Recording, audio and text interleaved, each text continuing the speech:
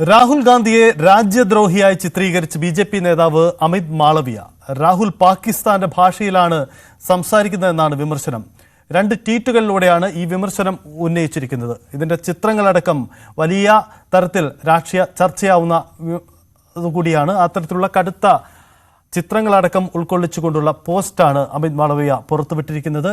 കടുത്ത വിമർശനമാണ് രാഹുൽ ഗാന്ധിക്കെതിരെ നടത്തുന്നത്. അടുത്തിടെ രാഹുൽ ഗാന്ധി വിദേശകാര്യ മന്ത്രിയെ അടക്കം വിമർശിച്ച് രംഗത്തെത്തിയതിനുള്ള മറുപടി എന്ന നിലയിലാണ് അമിത് മാളവിയ എക്സിലൂടെ ഇത്തരമൊരു പോസ്റ്റ് പങ്കുവയ്ക്കുന്നത്.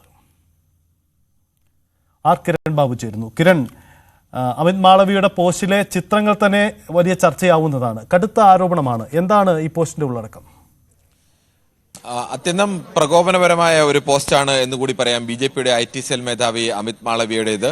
രാഹുൽ ഗാന്ധിയെ രാജ്യദ്രോഹിയും ഒറ്റുകാരനുമായും ചിത്രീകരിക്കുന്നതാണ് ഈ 2 പോസ്റ്റുകളും. ഒരു പോസ്റ്റിൽ രാഹുൽ ഗാന്ധിയുടെ ചിത്രവും അതോടൊപ്പം തന്നെ പാകിസ്ഥാൻ സൈനിക മേധാവിയായ അസീം മുനീറിന്റെ ചിത്രവും, രണ്ടുപേരുടെയും പപ്പാതി മുഖം ചേർത്തുള്ള ചിത്രമാണ് നൽകിയിരിക്കുന്നത്. മറ്റൊരു പോസ്റ്റിൽ പാകിസ്ഥാൻ പ്രധാനമന്ത്രി ഷഹബാസ് ഷെരീഫ് ഒരു മതിലിന് പിന്നിൽ കുനിഞ്ഞു നിൽക്കുന്നു. അദ്ദേഹത്തിന്റെ പുറത്ത് കയറി നിൽക്കുകയാണ് രാഹുൽ ഗാന്ധി. എന്നിട്ട് അദ്ദേഹം പറയുന്നു, ഉറക്കെ ചോദിക്കൂ എന്ന് പറയുമ്പോൾ രാഹുൽ ഗാന്ധി ചോദിക്കുന്നു, ഇന്ത്യയുടെ എത്ര വിമാനങ്ങൾ, പോർവിമാനങ്ങൾ തകർന്നു വീണു എന്നത് ചോദിക്കുന്നു. അപ്പോൾ രാഹുൽ ഗാന്ധിയുടെ സംസാരം പാകിസ്ഥാന് വേണ്ടിയാണ്, പാകിസ്ഥാൻ പ്രധാനമന്ത്രിക്ക് വേണ്ടിയുടെ നിർദ്ദേശപ്രകാരമാണ് എന്നതുകൂടിയാണ് ഈ പോസ്റ്റ് വ്യക്തമാക്കുന്നത്. മറ്റൊന്ന്, പാകിസ്ഥാനിലെ പരമോന്നതമായ ബഹുമതിയായ ഇഷാൻ-ഇ-പാകിസ്ഥാൻ അത് ലക്ഷ്യമിട്ടാണ് പ്രവർത്തിക്കുന്നത്. പാകിസ്ഥാനിലെ ഏറ്റവും പരമോന്നതമായ സിവിലിയൻ ബഹുമതിയാണ് ഇഷാൻ-ഇ-പാകിസ്ഥാൻ. ആ അവാർഡ് ലക്ഷ്യമിട്ടാണ് രാഹുൽ ഗാന്ധി പ്രവർത്തിക്കുന്നത് എന്ന് പറയുന്നു.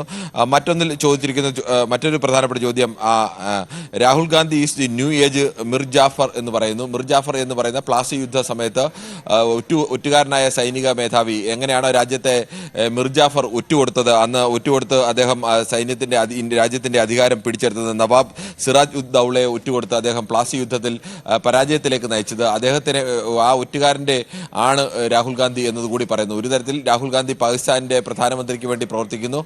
പാകിസ്ഥാൻ സൈനിക മേധാവിയും രാഹുൽ ഗാന്ധിയും ഒരേ ആളുകൾ തന്നെയാണ്. രാഹുൽ ഗാന്ധി ഇന്ത്യക്കാരെ ഒറ്റുകൊടുത്ത, അല്ലെങ്കിൽ ഇന്ത്യൻ പ്ലാസി യുദ്ധത്തിൽ സ്വന്തം രാജ്യത്തെ ഒറ്റുകൊടുത്ത മിർ ജാഫറിനെ പോലെയാണ് രാഹുൽ ഗാന്ധി എന്നതും പറയുന്നു. രാഹുൽ ഗാന്ധി സർക്കാരിനെതിരെ ഉന്നയിച്ച ചോദ്യങ്ങൾക്കുള്ള മറുപടി എന്ന നിലയിൽ കൂടിയാണ് ഈ രൂക്ഷമായ വിമർശനം ഉന്നയിച്ചിരിക്കുന്നത്. അമിത് മാളവിയ അതിരൂക്ഷ വിമർശനമാണ് രാഹുൽ ഗാന്ധിക്കെതിരെ നടത്തുന്നത്. ഇക്കാര്യത്തിൽ കോൺഗ്രസിന്റെ പ്രതികരണം സ്വാഭാവികമായും വരുന്ന മണിക്കൂറുകളിൽ നമുക്ക് പ്രതീക്ഷിക്കാം. എന്തായാലും കടന്നാക്രമിക്കുകയാണ്. പാകിസ്ഥാന്റെ ശബ്ദമായി മാറാൻ രാഹുൽ ഗാന്ധി ശ്രമിക്കുന്നു എന്നടക്കമുള്ള ആരോപണം ചിത്രങ്ങളിലൂടെ അടക്കം ഉൾക്കൊള്ളിച്ചുകൊണ്ട് അതിരൂക്ഷമായുള്ള പ്രതികരണമാണ്. ഒരുപക്ഷെ ഈ ഓപ്പറേഷൻ സിന്ദൂറിന് ശേഷം, പഹൽഗാമിന് ശേഷം പ്രധാനമന്ത്രി നരേന്ദ്രമോദിയെ കോൺഗ്രസ് കടന്നാക്രമിച്ച ശൈലിക്ക് സമാനമായി തന്നെയാണ് ഇപ്പോൾ ഈ നീക്കം ബി.ജെ.പിയുടെ ഭാഗത്തു നിന്നും ഉണ്ടാകുന്നത് എന്നാണ് ശ്രദ്ധേയം. മതിലിന് പുറകിൽ നിന്ന് പാകിസ്ഥാൻ പ്രധാനമന്ത്രിയുടെ ചുമലിൽ കയറി പുറത്തു കയറി നിന്ന് ഒളിഞ്ഞു നോക്കുന്ന രീതിയിൽ ഉള്ള ചിത്രങ്ങളടക്കം രാഹുൽ ഗാന്ധിക്കെതിരെ വലിയ തരത്തിലുള്ള പ്രകോപനമുണ്ടാക്കുന്ന ദൃശ്യങ്ങളടക്കം ഉൾക്കൊള്ളിച്ചുകൊണ്ടുള്ള പോസ്റ്റുകളാണ് ബി.ജെ.പിയുടെ IT സെൽ മേധാവി പുറത്തുവിട്ടിരിക്കുന്നത്.